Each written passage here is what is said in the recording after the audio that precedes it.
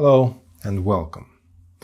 You know, not far from Antarctica there are some islands, just a tiny patch of land lost in the middle of the ocean. And honestly, it's not exactly the happiest place you could imagine. It rains all the time there, and the wind, it's brutal. There are no trees, no natural resources, nothing, just grass, rocks and endless ocean. No wonder no one ever really lived there.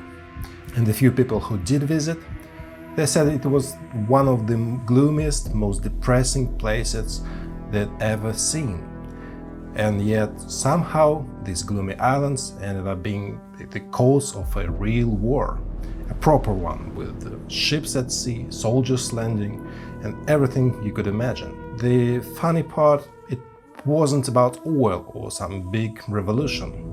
Two very different countries just believed this little patch of land belonged to them. The whole thing was so pointless that later people would joke. It's like two bold men fighting over a comb. But in the end, this war changed everything for both countries and for the leaders who fought for these islands.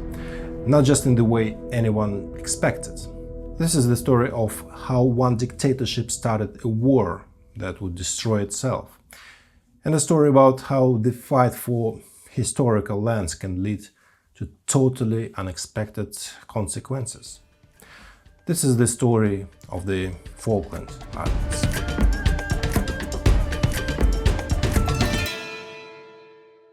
The Falkland Islands are sitting right at the edge of the world.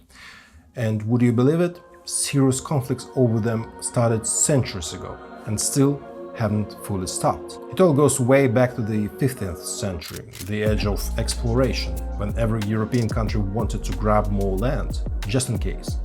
Even empty, windy islands like this. The first ones to land there were British. They named the islands after one of their ministers. But soon after, the French arrived and gave the islands a new name, Les Malvinas. Then things got messy and the Spanish ended up taking control. Spain had a lot of territory in this part of the world at the time, but eventually their empire weakened and their colonies began breaking away. One of those young new countries was Argentina. It saw itself as the rightful heir to Spain's lands in the region. So when Spain withdrew, Argentina stepped in and said, "These islands are ours now." They called them Las Malvinas. Now you might be wondering why I'm digging so far into history. Well, it's important, because the truth is the Falklands, or Las Malvinas, never truly belonged to anyone. There were no native people living there. And when the Europeans started showing up, they basically all took turns planting flags and living again. And even more interesting, during all this time, almost no one actually lived on the islands. Each country kept a few soldiers there, and that's all about it. Just distant, empty rocks in the middle of nowhere. But everything changed when the British came back. And remember this year, 1833. British truly believed that since Spain was gone, the islands were now up for grabs. After all, the British had landed there first, hadn't they? And besides, Argentina wasn't exactly well established on the islands. So Britain simply took them. No big war, no drama, just claimed the islands for themselves. At the time, maybe it didn't seem like such a big deal. But that moment would come back to haunt them many years later. The memory of it would help trigger another war, long after anyone had forgotten why it even mattered. And there is something else important. Britain didn't just claim the islands, they actually settled them. The Falklands became a real community. A small capital was founded, a governor was appointed, and the regular British people started moving there. So what did they do? Not much, really. They fished, they raised sheep, and that's all about it. But they really lived there. They made their life on those cold, windy rocks, and Britain stayed for 150 years. That's a long time, longer than some countries have been existed. To compare, California became state of the United States only 175 years ago from today. So yeah, you could compare it. Of course, Argentina wasn't happy about any of this, but honestly, they didn't protest much, and there's a good reason why. At the time, Britain was actually Argentinian close friend and ally. Yes, the very same Britain that just taken a chunk of their land. London was pouring more money into Argentina than into many of its own official colonies. In a way, Argentina was almost like an official British colony itself, and it worked for both sides. Argentina was exporting tons of goods like beef and getting major investments from the most powerful empire in the world. British companies built railroads, subways, even waterway systems. British people moved to Argentina, opened businesses and brought their culture with them. Buenos Aires started to look like a British city. That's how cricket and football came to Argentina. Even today, one of the country's biggest football clubs has an English name. And honestly, Argentina back then was just a very young country, still trying to find its own way. They had enough problems at home: politics, economy, survival. They didn't really have time to worry about some islands 500 kilometers away from coast. Sure, it was annoying, but it wasn't the priority. And it definitely wasn't worth fighting with their main ally over. At one point, Britain and Argentina even signed a treaty of friendship. They discussed all the questions, but guess what? The Falklands weren't even mentioned, because nobody thought of them as a real issue. For 150 years, life on the islands was calm, very, very British. And maybe nobody would ever cared about these islands again if it hadn't been for one man, Juan Perón, the most famous president in Argentina history. He completely changed the way Argentinians thought about the Las Malvinas. Perón was a populist and a nationalist. He admired Mussolini and promised to save Argentina, because by then the young republic was falling apart. At the beginning of the 20th century, Argentina had been one of the richest countries in the world. It had huge potential and a bright future. But then came failure after failure. The Great Depression hit, meat prices collapsed, the economy crashed, political chaos followed. Presidents kept changing and the crisis only got worse. The country was stuck. And that's when people turned to a strong man, General Juan Perón. Argentina was divided and lost, and Perón needed to unite the country somehow. He knew exactly how to do it. Find someone to blame. He chose Britain as the enemy. All those years of friendship, forget about it. Perón started telling the people that Britain was the reason for all Argentinians' problems. That the British had exploited them, stolen their money and blocked their progress.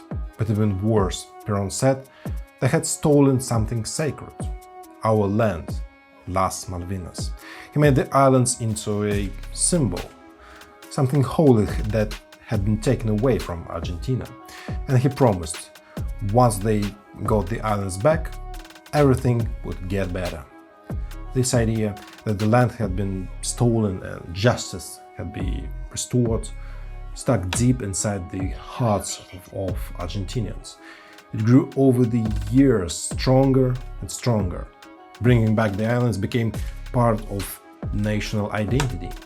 Posters appeared all over Buenos Aires, shouting, "British pirates, give us back Las Malvinas." By the time Britain noticed, it was already too late.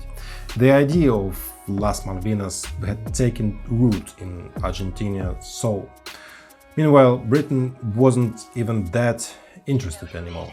The world had changed. Colonies everywhere were getting independence.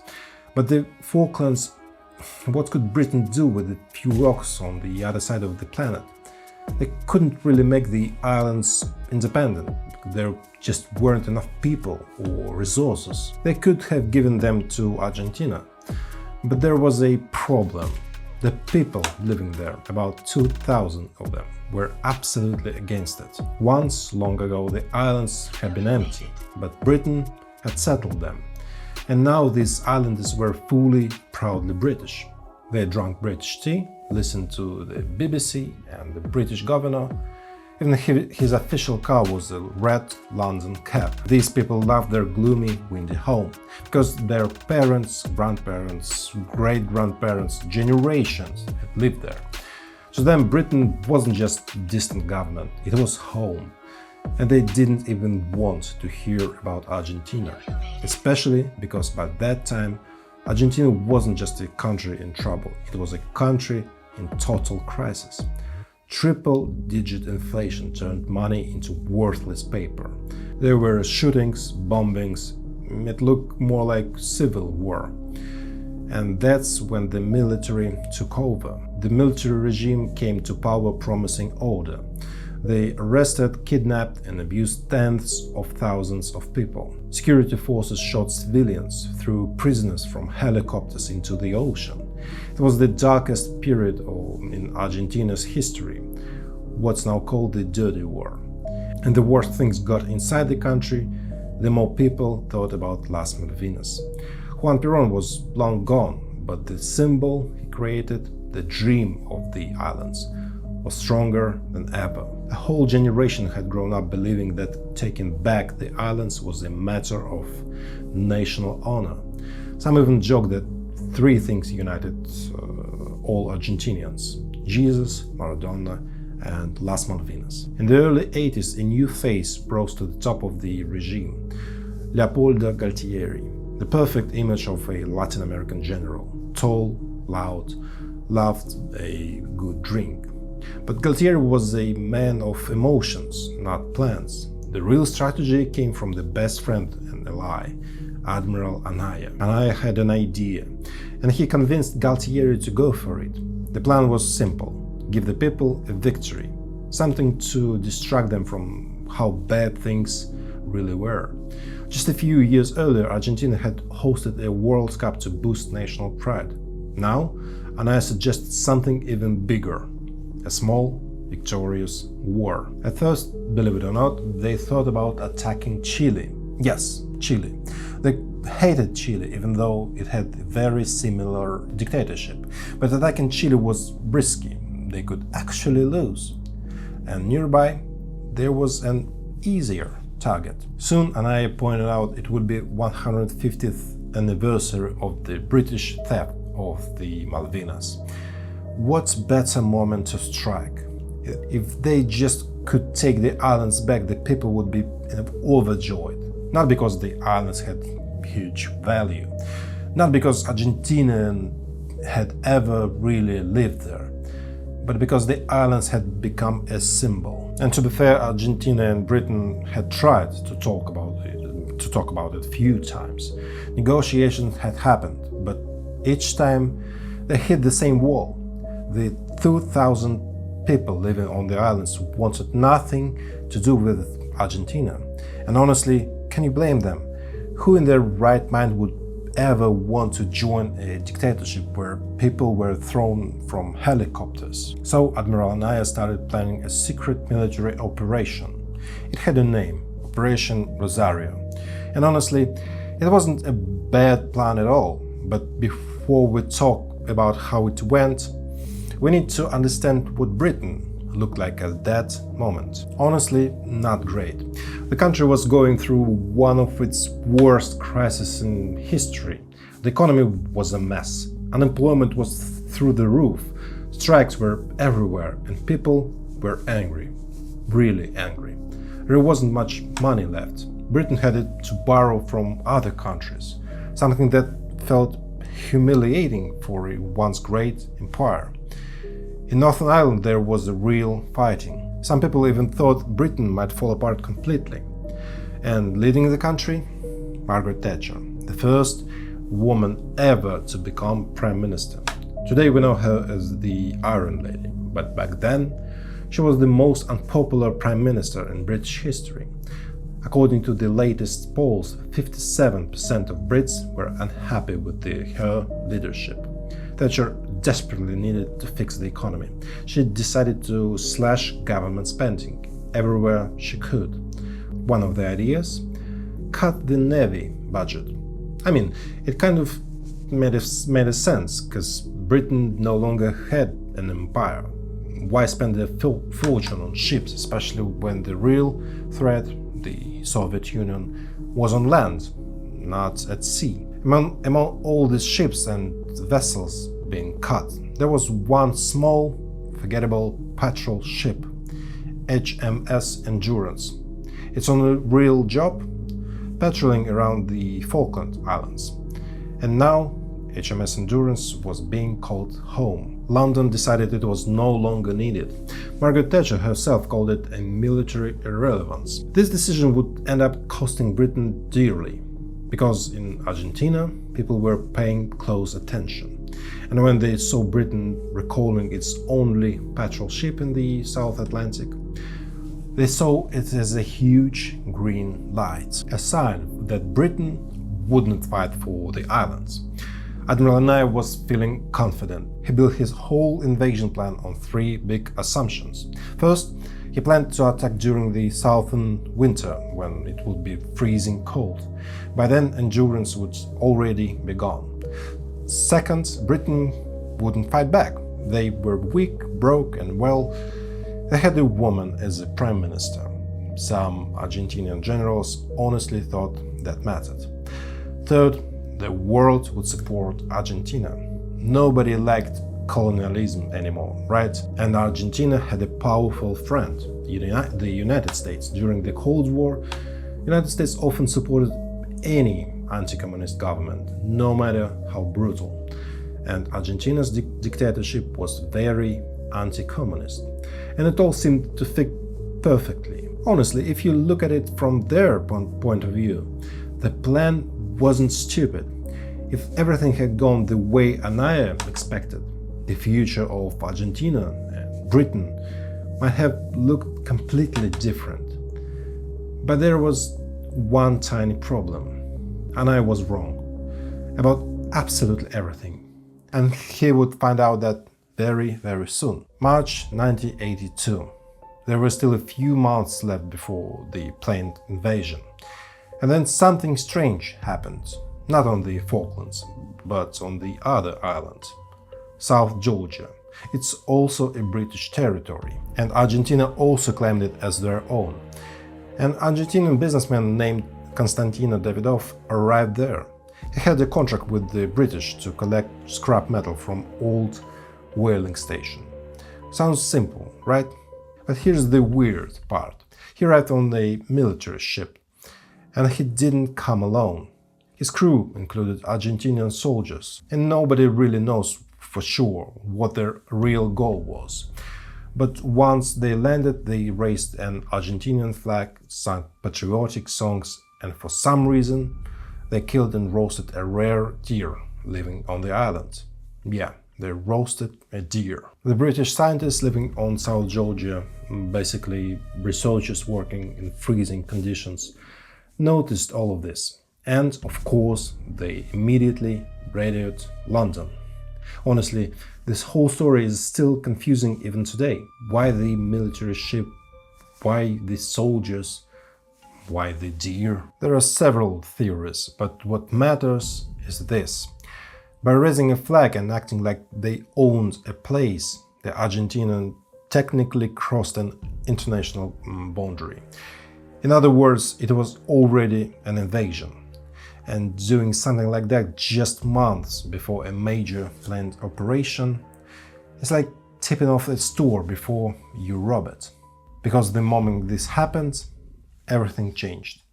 Britain was shocked. Suddenly all attention was on the South Atlantic. The HMS Endurance, which was supposed to head back home, stayed in the area. And there were talks that maybe, just maybe, the Royal Navy could be sent as a backup.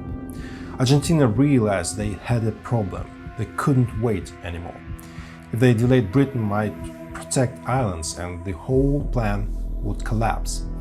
Admiral Anaya made a rushed decision. The invasion had to happen immediately. What was supposed to take months of preparation was now squeezed into just a few days. Argentina launched its forces toward the Falkland Islands. Most of the soldiers had no idea what was going on. They were told they were going on a training mission. Many were young recruits, some of them just about to finish their service and go home. They boarded ships along with lots of Argentinian flags that they were supposed to hand out to the locals after liberation. Because, according to the government, the islanders would be grateful to be freed. Spoiler, they were not grateful. The Argentinian forces landed and quickly overwhelmed the tiny British garrison. There were 10 times more Argentinian troops, and the outcome was obvious from the start. It only took a few hours. In Buenos Aires, the streets exploded with celebration. Hundreds of thousands of people poured out to wave flags and cheer. Finally, something to be proud of. All the problems, inflation, violence, dictatorship, faded away for a moment.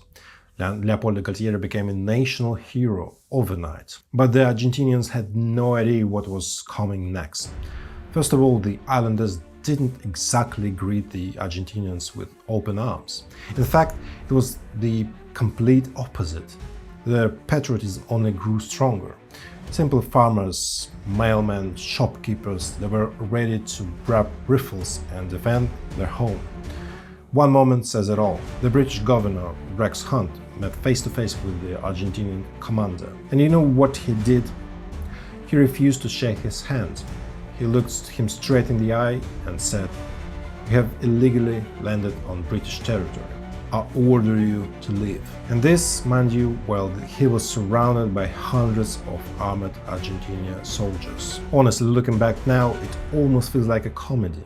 Tiny rocky islands, 2,000 stubborn islanders, one dead serious invasion, news spreading by local radio stations where everyone literally knew each other by name.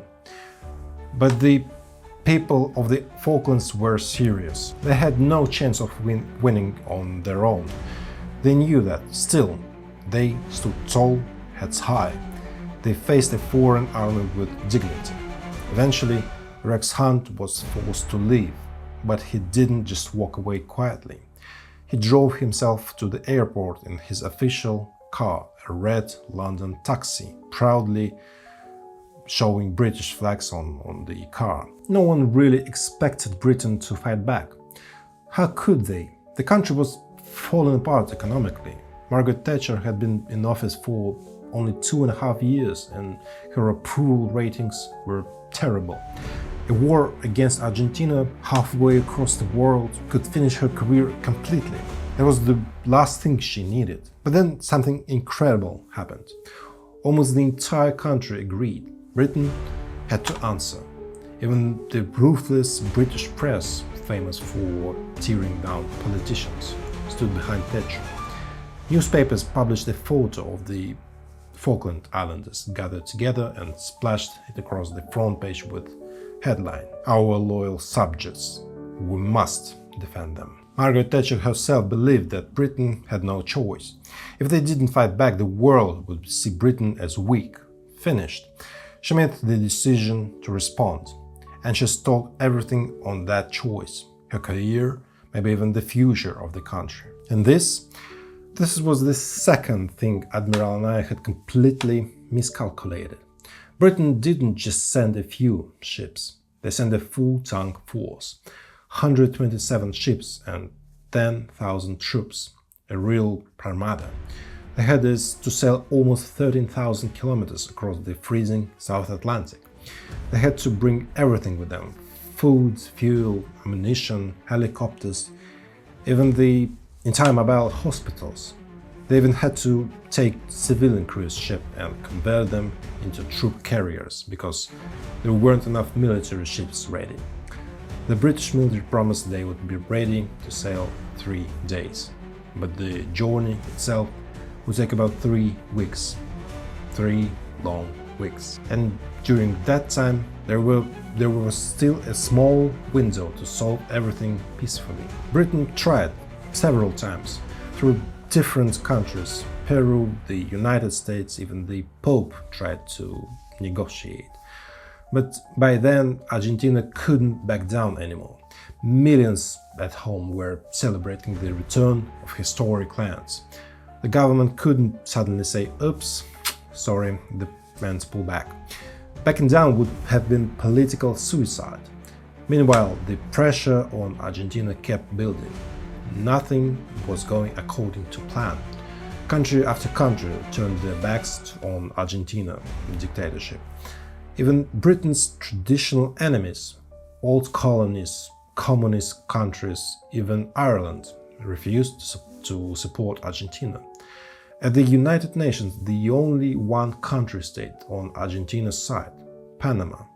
And that's it. Argentina's last hope was the United States. And honestly, on paper, it made sense. The Cold War was raging, and usually United States supported any anti-communist regime, no matter how ugly. From Washington's perspective, Argentina's dictatorship wasn't the worst thing, as long as it wasn't communist. So many people in Buenos Aires believed that the United States would force Britain to back off. But they forgot something very important. Ronald Reagan, the United States president, and Margaret Thatcher were not just allies, they were friends, personal friends. And that changed everything. When the Falklands crisis exploded, Reagan didn't hesitate. He gave a direct order to his team: give Maggie everything she needs. That was the third and final miscalculation by Admiral Anaya. He thought he was picking a fight with a weak, isolated Britain. Instead, he found himself facing Britain, backed by almost the entire world. 3 weeks later, the British fleet reached the Falklands.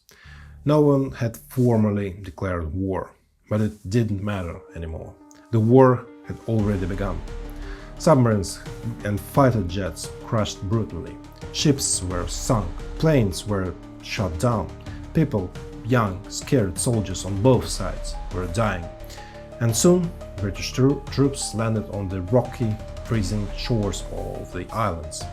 The Argentinians were completely unprepared. There weren't enough soldiers. Supplies were terrible. The defenses were weak. The entire original plan had been based on the idea that Britain wouldn't actually show up, that the world would pressure Britain into giving up. That didn't happen.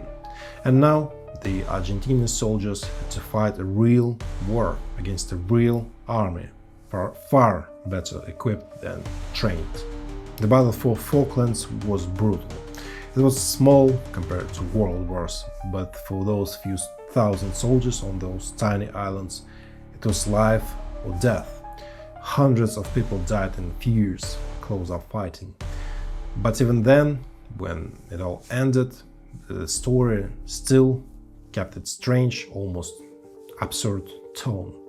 When British journalists entered the town, first person he met was Argentinian soldier. And he didn't resist. Instead, he said almost casually, "You're completely free. You can go wherever you want." And the first thing a British journalist did, he walked straight into the nearest pub, because priorities. Argentina lost the war.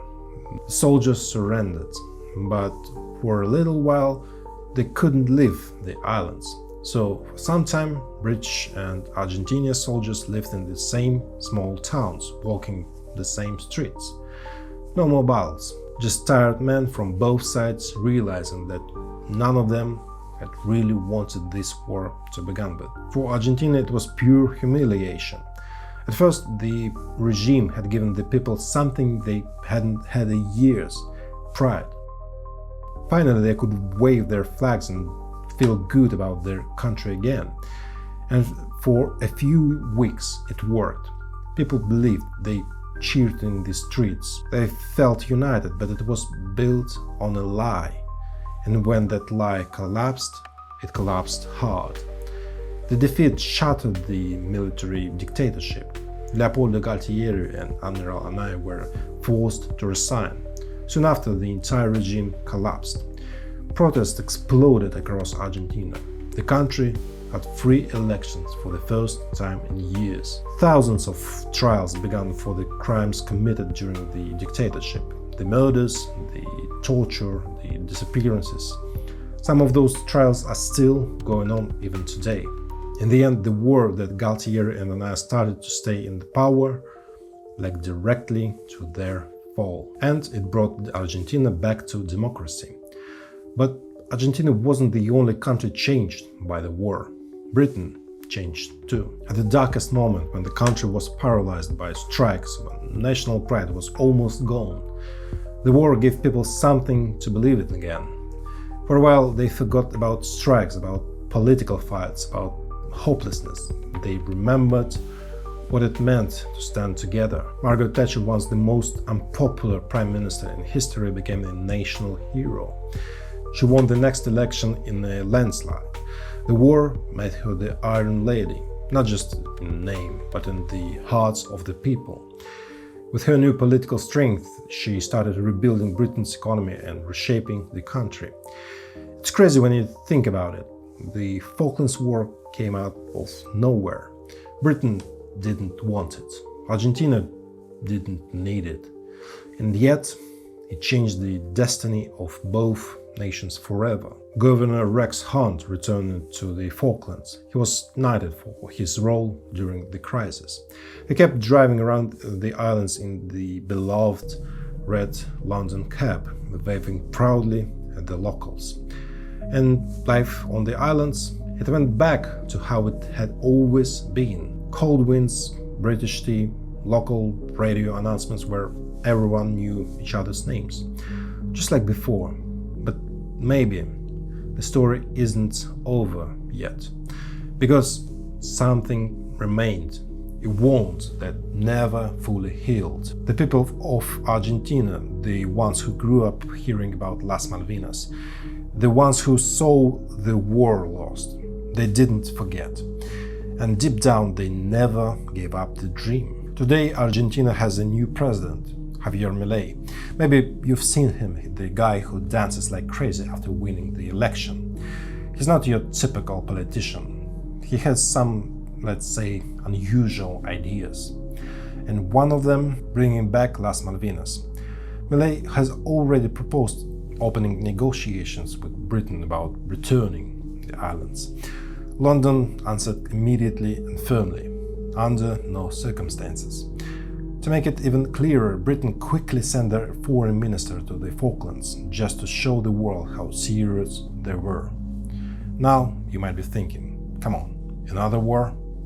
Really? It sounds crazy, but honestly, we live in a world where nothing is impossible anymore. And Argentina, the dream of Las Malvinas, never fully died. For millions of people, it's not about land. It's about pride. It's about justice. It's about a promise made for their grandparents. A promise that was never fulfilled. And whenever times got tough, there will always be politicians ready to use that dream. To say, let's take back what rightfully ours. Because nothing rallies people faster than the idea of stolen land. It's a very old, very dangerous trick. The truth is, almost every piece of land on this planet has been taken from someone, sometime. If we start pulling out old maps, digging into ancient history, there's no end of it. You always find someone who lived there before you and someone before them, and usually when you start fighting over it again, it just brings more pain. A lot more pain. Maybe next time, if someone tries to stir up the dream of getting back historical lands, someone will remember what happened with the Falklands. Because wars fought over old dreams and old maps rarely bring pride. They bring suffering. Thank you. Good night.